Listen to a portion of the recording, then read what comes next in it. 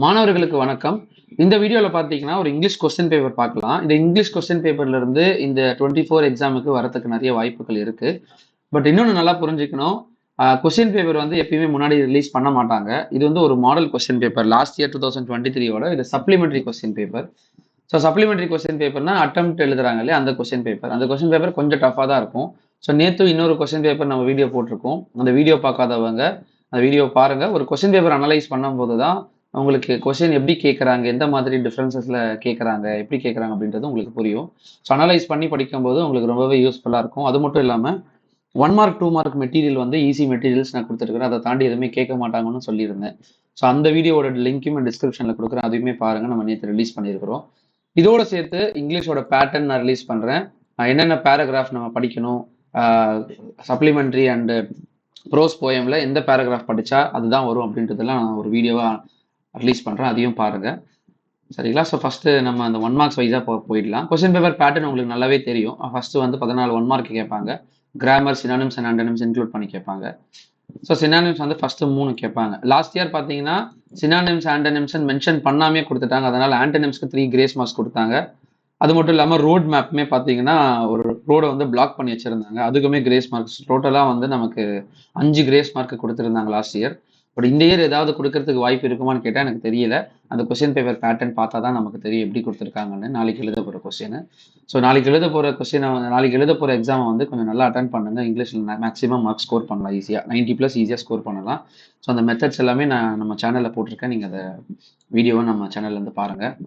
And synonyms பார்த்தீங்கன்னா the young bird kept calling her mother plaintively.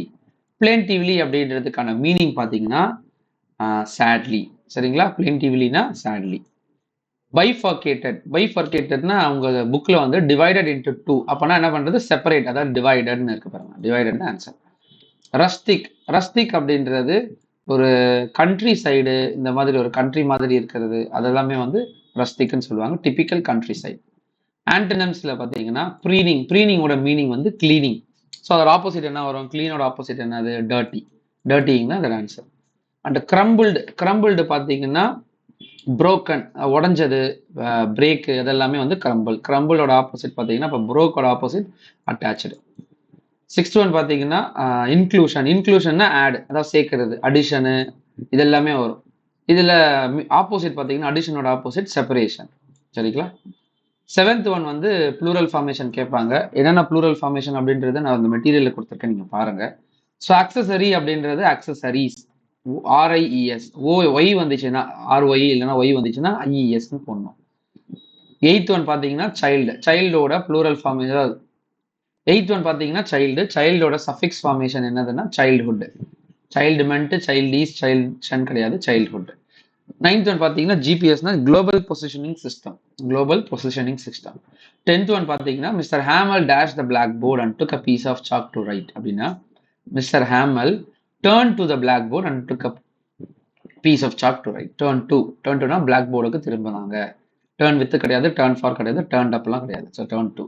11th one பார்த்தீங்கன்னா compound word. ஒரு சைடுன்னு கொடுத்துருக்காங்க. அந்த சைடோட அடுத்த காம்பவுண்ட் வேர்டு பேர் என்னதுன்னு கேட்குறாங்க. Side path, sidewalk, side way, side road. So sidewalk அப்படின்றது தான் இதுக்கான பேர். சில டைம்ல நாட்டுன்னு கொடுப்பாங்க. அதை நீங்க நோட்டீஸ் பண்ணணும். நான் நேற்று கொஸ்டின் பேப்பர் பார்க்கும்போது சொல்லியிருந்தேன். நாட்டுன்னு கொடுத்தாங்கன்னா இந்த 3த்துல கம்பைன் ஆகாதது ஒன்று இருக்கும். இந்த 4த்துல அதை மட்டும் நீங்க சூஸ் பண்ற மாதிரி இருக்கும். 12th ஒன் பார்த்தீங்கன்னா the trial was conducted dash the procedure of lawனா, இது வந்து prepositional phrase கேட்டிருக்காங்க. The trial was conducted in accordance with the procedure of law. So procedure of law படி அந்த ட்ரையல் வந்து கண்டக்ட் பண்ணப்பட்டாங்க அப்படின்னு சொல்லிட்டு இருக்கும். அடிஷனா அதோட சேர்த்து, டியூட்டுனா அதனால, டெஸ்பைட் அப்படின்னா அதற்கு பதிலாக, அதற்காக அப்படின்றது அர்த்தம். ஸோ ட்ரையல் இன் அக்கார்டன்ஸ் அப்படின்றது தான் அதோட ஆன்சர். ஸோ இந்த மாதிரி கோர்ட் சம்பந்தமா ஏதாவது கேஸ் சம்பந்தமா வந்துச்சுன்னா அதற்கு பதிலாக, அந்த கேஸுக்கு பதிலாக, அந்த கேஸுக்காக அப்படின்ட்டு இன் அக்கார்டன்ஸ் வித்ன்னு போடுவாங்க. 13th ஒன் பார்த்தீங்கன்னா இடியம்ஸ் கேட்டிருந்தாங்க. நம்ம இடியம்ஸ் எப்படி கேட்பாங்கன்னு நம்ம கொடுத்துருந்தோம் அந்த மெட்டீரியல்ல.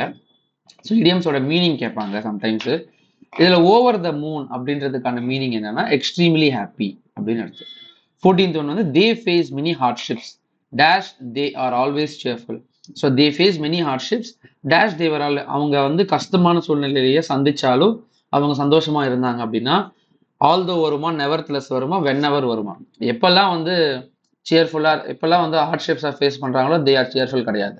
they face many hardships although they always cheerful அப்படின்னு அர்த்தம்.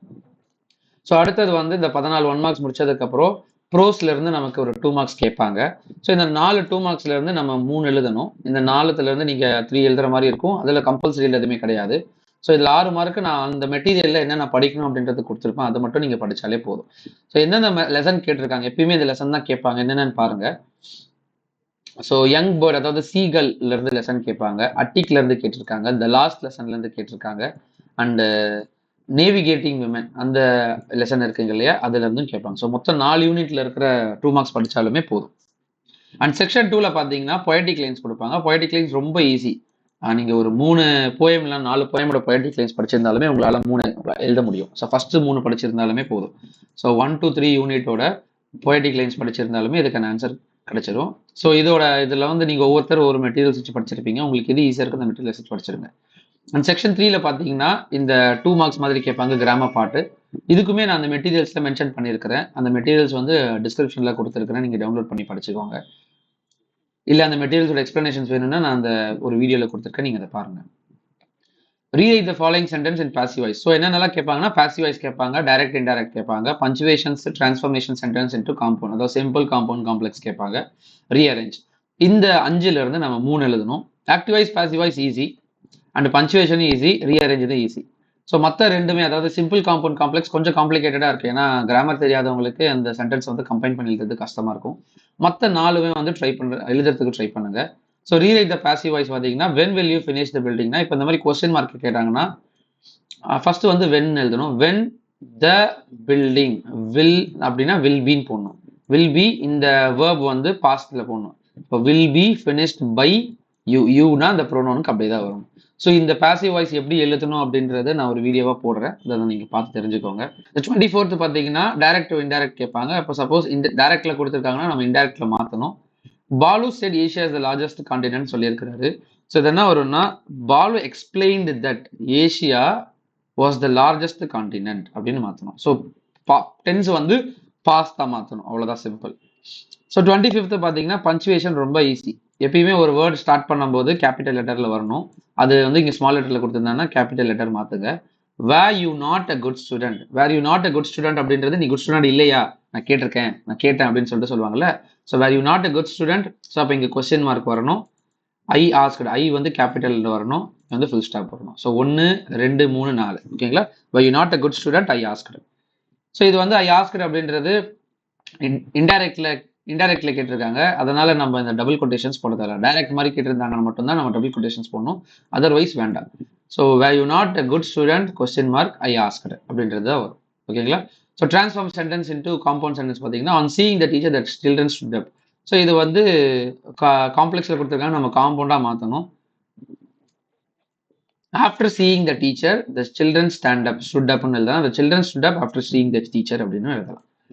ஸோ 27th பார்த்தீங்கன்னா rearrange the words in the correct order to meaningful sentence பார்த்தீங்கன்னா sudden it Aditya I notice ask reason for expression and I change in him the அப்படின்ட்டு கொடுத்துருக்காங்க. So இதுக்கான மெட்டீரியல்லேருந்து நான் எல்லாமே கொடுத்துருக்குறேன். இது எல்லாமே புக் பேக்லேருந்து கேட்கறது தான். At once the church clocks 12 all the struck அப்படின்றதும் நான் கொடுத்துருக்கிறேன், அந்த மெட்டீரியல்ல இருக்குது சரிங்களா. அண்ட் செக்ஷன் 4th பார்த்தீங்கன்னா உங்களுக்கு ரோட் மேப் கேட்பாங்க. ஸோ ரோட் மேப் ரொம்ப ஈஸி தான். ஓரளவுக்கு ஆவரேஜாக படிக்கிற பசங்க கூட எழுதலாம். கோ ஸ்ட்ரைட்டு, டேர்ன் லெஃப்ட், அதுதான் அந்த மாதிரி கமாண்ட் தான். ஒரு 4 எழுதினாலே நமக்கு 2 மார்க்ஸ் கொடுத்துருவாங்க. இப்போ இங்கே இருக்கிறீங்க, எங்கே போக சொல்கிறாங்க, ஆர்கே ஹாஸ்பிட்டலுக்கு போக சொல்கிறாங்க. ஸோ ஃபர்ஸ்ட் இந்த காந்தி ரோடு, ஏன்னா நீங்கள் எழுதும் போது இந்த ரோடு எல்லாமே மென்ஷன் பண்ணணும். ஸோ வே இதுதான் கரெக்டுங்களா. ஸோ ஃபர்ஸ்ட் பாயிண்ட் என்னது, go straight to the end of the Gandhi road. So first வந்து go straight to the end of the Gandhi road. Turn right, second point வந்து டேர்ன் ரைட்டு. இப்போ நீங்கள் இதை நோக்கி போறீங்கன்னா இதை பார்த்து திரும்பிங்க, அப்போ right side. So turn right to the end you will meet the library. And இப்போ இங்கே பார்க்குறீங்கன்னா இங்கேருந்து turn left. So turn left to the turn left on the MK road and go to the end of the road அப்படின்னு போடணும். அதுக்கப்புறம் turn left and go straight, turn right, last right அப்படின்னு போடலாம். So till the end of the road, last right, take right and you will meet and you will reach the destination on the left side. You will reach the hospital on the left side போடணும். என்னன்னா go straight on the Gandhi road, turn right. So you will meet the library at the end of the road and turn left on the MK road and then turn right. So turn right, go straight and till the end of the road and turn right. So you will meet and you will reach the RK hospital on the left side. So இந்த மாதிரி எழுதுனா நமக்கு ஒரு 5 point 6 point கிடைக்கும். அதில் வந்து உங்களுக்கு 2 mark சாலிடாக கொடுத்துருவாங்க. ஸோ இந்த பார்ட் 3ல பார்த்தீங்கன்னா பேராகிராஃப் எழுதணும். நம்ம சொல்லியிருந்தோம் இல்லையா, இந்த பேராகிராஃப் வந்து ப்ரோஸ் பேராகிராஃப். ஸோ எத்தனை வரும்? ப்ரோஸ் பேராகிராஃப் நம்ம 2 எழுதுற மாதிரி இருக்கும். கரெக்டுங்களா? ஸோ ஏதாவது ஒரு 4 யூனிட் படிச்சிருந்தாலுமே வந்துடும் நமக்கு.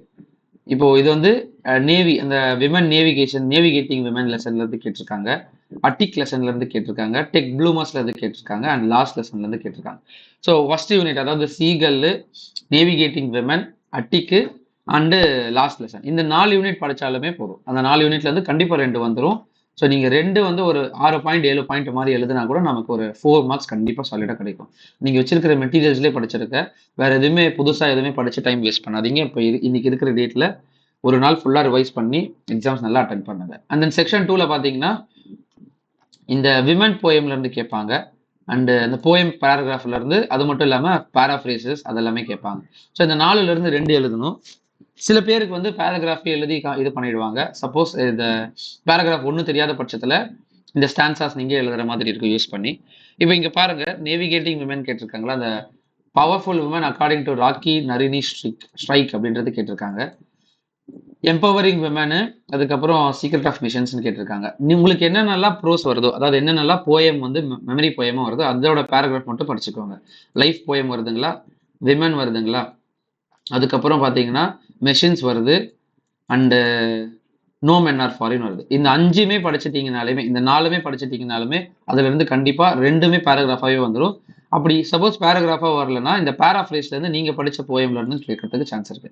ஸோ அந்த பேராஃப்ரேஸுமே நீங்க படிச்சு, பேராஃப்ரேஸ் பார்த்தீங்கன்னா எந்த போயம்ல இருந்து கேட்டிருக்காங்க அப்படின்றத பார்க்கணும். இப்போ இங்க பாத்தீங்கன்னா நேவிகேட், இந்த விமன் போயம் கேட்டிருக்காங்க, அண்ட் சீக்ரெட் ஆஃப் மிஷன்ஸ் கேட்டிருக்காங்க. சப்போஸ் நீங்க விமன் போயம் படிக்கல, சீக்ரெட் ஆஃப் மிஷன்ஸ் தான் படிச்சிருக்கீங்க அப்படின்னா இந்த பேராஃப்ரேஸ்ல பாருங்க, இந்த them pass not holding back in fear, இது லைஃப் போயம் கேட்டிருக்காங்களா.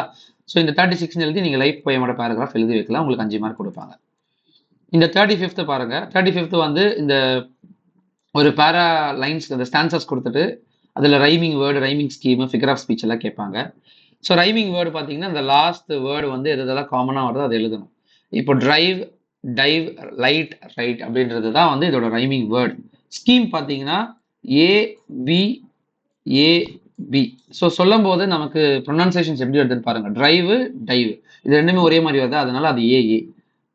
லைட், ரைட் இது 2மே ஒரே மாதிரி வருதா, பிபி. அப்போ என்ன எழுதணும், ஏபி ஏபி அப்படின்னு எழுதுற மாதிரி இருக்கும். இதுக்கு வந்து பிக்கு வந்து ஏபி ஏபி தான் answer. And identify the figure of speech employ in the first line. இப்போ ஃபர்ஸ்ட் லைன் கேட்டிருக்காங்க, we can pull, haul and push and lift and drive. So யார் சொல்றாங்க, அந்த மிஷின்ஸ் தான் சொல்லுது. ஸோ ஒரு மிஷின் வந்து ஒரு ஆளா நினைச்சு சொல்லுது அப்படின்னா இது பேர் பர்சானிஃபிகேஷன் சொல்லுவாங்க. பர்சானிஃபிகேஷன். அலிட்ரேட்டிங் வேர்ட்ஸ் அப்படின்றது எத்தனாவது லைன்ல கொடுத்துருக்காங்க, செகண்ட் லைன். ஸோ செகண்ட் லைன்ல எதெல்லாம் அலிட்ரேட்டிங் வேர்ட்ஸ்ன்னு சொல்லிட்டு எழுதணும். பிரிண்ட், பிளாக், அவ்வளவுதான். இந்த 2 தான் அலிட்ரேட்டிங் வேர்ட்ஸ். ஸோ எந்த வேர்டு வந்து ஃபர்ஸ்ட் லெட்டர் சேமா வருதோ அந்த வேர்ட்ஸ் எல்லாமே எடுத்து எழுதுனீங்கன்னா அதுதான் அலிட்ரேட்டிங் வேர்ட்ஸ். சரிங்களா? ஸோ அந்த செக்ஷன் 3ல பார்த்தீங்கன்னா இந்த ரீஅரேஞ்ச் எழுதுற மாதிரி கொடுப்பாங்க. ரொம்பவே ஈஸி தான். இதுல என்னென்னலாம் எழுதணும் அப்படின்றத நான் சொல்லிடுறேன். இந்த 2த்துல இருந்து 1 எழுதணும். கரெக்டுங்களா? ஸோ ரீஅரேஞ்ச் நீங்க சூஸ் பண்றதுக்கு பதிலாக இந்த பேசேஜ் ரைட்டிங் நீங்க சூஸ் பண்ணுங்க. ஏன்னா ரீஅரேஞ்ச் வந்து உங்களுக்கு சப்ளிமெண்ட்ரில இருந்து கேட்பாங்க. பேசேஜ் பார்த்தீங்கன்னா காமன், அதுவும் சப்ளிமெண்ட்ரில இருந்து தான் கேட்பாங்க. பட் அந்த பேராகிராஃப்ல இருந்தே நமக்கு ஆன்சர்ஸ் இதுல இருந்து எடுத்து எழுதிடலாம். ஸோ மேக்ஸிமம் வந்து 38 நம்பர் சூஸ் பண்ணுங்க ரேதர் தேன் 37. செக்ஷன் 4th பார்த்தீங்கன்னா உங்களுக்கு 20 மார்க்ஸ் வரும். 1க்கு 5 மார்க், 4 எழுதணும். ஸோ இதில் தான் advertisement and notice preparation, letter writing, இந்த பிக்சர் பார்த்து ஆன்சர் பண்ணுறது, அதுக்கப்புறம் இல்லாமல் நோட் மேக்கிங்கு அண்டு ஒரு பிளாக் கேட்பாங்க. அப்படி இல்லைன்னா வந்து ஸ்பாட் தி எரர்ஸ் கேட்பாங்க. ஸோ இதில் நீங்கள் ஃபஸ்ட்டு எடுத்தோடனே சூஸ் பண்ணுற மாதிரி இந்த 4 இதெல்லாம் ஈஸியாக இருக்கும். அட்வர்டைஸ்மெண்ட் நீங்கள் எழுதுருங்க. அட்வர்டைஸ்மெண்ட் வந்து ஒரு பேஜ் ஃபுல்லாக யூஸ் பண்ணுங்க. ஏன்னா கொஞ்சம் பெருசாக போட்டிங்கன்னா என்னென்னலாம் இருக்குதோ அது எல்லாமே மென்ஷன் பண்ணணும், எதுவுமே விட்டுடக்கூடாது. ராஜ் அப்ளையன்சஸ் அப்படின்றது ஹெட்டிங், ஆடி சேலு இதெல்லாமே ஆஃபர்ஸ்னால் கொஞ்சம் ஹைலைட் பண்ணி பாக்ஸ் மாதிரி அதை டிசைன் போட்டு எழுதுங்க. ஃபர்ஸ்ட் 100 ஸ்பெஷல் ப்ரைஸஸ்ஸு, அந்த Vivek and co Gandhi road Trichy. So இது வந்து விவேக் அண்ட் கோ அப்படின்றது கம்பெனி பேர். அது வந்து இதோட டீலர்ஸாக கூட இருக்கும், ராஜ் அப்ளையன்சஸ் அப்படின்றது. So Vivek and co Gandhi road Trichy அப்படின்றது அட்ரஸ். இந்த அட்ரஸ் வந்து கீழே மென்ஷன் பண்ணலாம். சப்போஸ் ஃபோன் நம்பர் கூட நீங்கள் மென்ஷன் பண்ணலாம். சரிங்களா? So you are Deepan and Deepa literary association secretary of government higher secondary school Madurai. என்ன பண்ண சொல்றாங்க? Inviting students to participate oratorial competition to be conducted next month. So ஏதோ பேச்சு போட்டி நடக்குது, அதுக்காக அந்த காம்படிஷனில் கலந்து கொள்கிற மாதிரி எல்லாரையுமே இன்வைட் பண்ணுற மாதிரி எழுத சொல்லியிருக்காங்க. நோட்டீஸ் ப்ரிப்பரேஷன் இது. அண்டு லெட்டர் ரைட்டிங் எழுதணும். ஸோ இந்த 4 நீங்கள் சூஸ் பண்ணீங்கனாலே உங்களால் ஈஸியாக ஃபுல் மார்க்ஸ் எடுக்க முடியும். ஸோ அட்வர்டைஸ்மெண்ட் எழுதுங்க, அண்ட் நோட்டீஸ் ப்ரிப்பரேஷன் முடிஞ்சால் நோட்டீஸ் ப்ரிப்பரேஷன் எழுதுங்க, அதர்வைஸ் நீங்கள் லெட்டர் எழுதுங்க. இந்த பிக்சர் வச்சு எழுதுங்க. நோட் மேக்கிங்கில் வந்து ரஃப் காப்பி, ஃபேர் காப்பி, அதுக்கப்புறம் ஹிண்ட்ஸ் மாதிரி எழுதி அதில் மென்ஷன் பண்ணிங்க, வேர்ட்ஸ் எத்தனைன்னு மென்ஷன் பண்ணிங்கன்னா உங்களுக்கு ஃபுல் மார்க் போட்டுருவாங்க. செக்ஷன் 4, இந்த செக்ஷன் 5ல் பார்த்தீங்கன்னா இந்த பொயட்டிக் லைன்ஸ் கொடுப்பாங்க. செக்ஷன் 5ல் பார்த்தீங்கன்னா போயம்ஸ் கொடுப்பாங்க. அந்த 4 போயமே நீங்கள் கண்டிப்பாக படிச்சாகணும், ஒன்று கூட விடக்கூடாது, எல்லா லைன்ஸுமே நீங்கள் படிக்கணும். சரிங்களா? இந்த பார்ட் 4 பார்த்தீங்கன்னா உங்களுக்கு சப்ளிமெண்ட்ரியிலேருந்து கேட்பாங்க. ஸோ 2 வரும், 2 8 மார்க்ஸு 16 மார்க்ஸ் ஈஸியாக எழுதலாம். சப்ளிமெண்ட்ரியிலேருந்து நம்ம கேட்பாங்க. என்னென்ன சப்ளிமெண்ட்ரி படிக்கணும்னு நான் சொல்லியிருந்தேன். So first unit, second unit, அதுக்கப்புறம் ஜிக்ஸாக் கண்டிப்பாக படிக்கணும். ஜிக்ஸாகு, லிட்டில் ஹீரோ ஆஃப் ஹாலண்ட் அப்படின்றது அதுவும் படிக்கணும். சரிங்களா? இது ஃபர்ஸ்ட் யூனிட்லேருந்து கேட்டிருக்காங்க, ஜிக்ஸாக்லேருந்து கேட்டிருக்காங்க. ஸோ 2த்துல இந்த 4த்துலேருந்து ஏதாவது ஒன்று கண்டிப்பாக வந்துடும். ஸோ அது என்னென்ன இம்பார்ட்டன்ட் நான் தனியாக ஒரு வீடியோவில் போடுறேன், நீங்கள் இதை பாருங்கள். அதுக்கப்புறம் நம்ம ஏற்கனவே ஒரு 3 மார்க்கில் ஒரு காம்ப்ரிஹென்ஷன் பார்த்தோம் இல்லையா? 5 மார்க்கில் ஒரு காம்ப்ரிஹென்ஷனில், அந்த மாதிரி 8 மார்க்ஸ்லேயே ஒரு காம்ப்ரிஹென்ஷன் கேட்பாங்க. ஸோ காம்ப்ரிஹென்ஷன் கொஸ்டின்ஸ்லேருந்தே நமக்கு 13 மார்க் வரும். ஸோ அந்த 13 மார்க் ஈஸியாக ஸ்கோர் பண்ணலாம், ஃபுல் மார்க்குமே எடுக்கலாம். கொஞ்சம் நல்லா ரீட் பண்ணிவிட்டு எது வருதோ அதுக்கேற்ற மாதிரி நீங்கள் சூஸ் பண்ணணும். ஏதோ லைன் பை லைனாக அப்படி எழுதிடக்கூடாது. ஸோ ஒரு கொஸ்டின் படிக்கிறீங்கன்னா அதுக்கு ரிலேட்டடான ஆன்சர் எதுவோ அதிலிருந்து எடுத்து எழுதுகிற மாதிரி இருக்கும். கொஞ்சம் நீட்டாக எழுதுனீங்கன்னா உங்களுக்கு ஃபுல் மார்க் கொடுத்துருவாங்க. சரிங்களா? ஸோ இது மாதிரி வேற ஒரு கொஸ்டின் பேப்பர் நான் நைட் உங்களுக்கு போடுறேன், அதையும் நீங்கள் அனலைஸ் பண்ணி பாருங்கள். Important questions and 5 mark 3 mark கேட்டிருந்தாங்க, 5 மார்க்கு 2 மார்க் எல்லாமே சில இம்பார்ட்டன்ஸ் கேட்டிருந்தாங்க, அதுவுமே நான் அப்லோட் பண்ணுறேன் இன்னைக்குள்ளே. ஸோ இன்னைக்கு மேக்ஸிமமான டைமை யூஸ் பண்ணி நீங்கள் மார்க்ஸ் ஸ்கோர் பண்ண பாருங்கள். வேறு ஏதாவது டவுட் இருந்துச்சுன்னா நீங்கள் கமெண்ட்டில் தெரியப்படுத்துங்க. நம்ம சேனல் இப்போ தான் பார்க்குறீங்கன்னா ஒரு லைக் கொடுத்துட்டு சப்ஸ்கிரைப் பண்ணிடுங்க. தேங்க்யூ.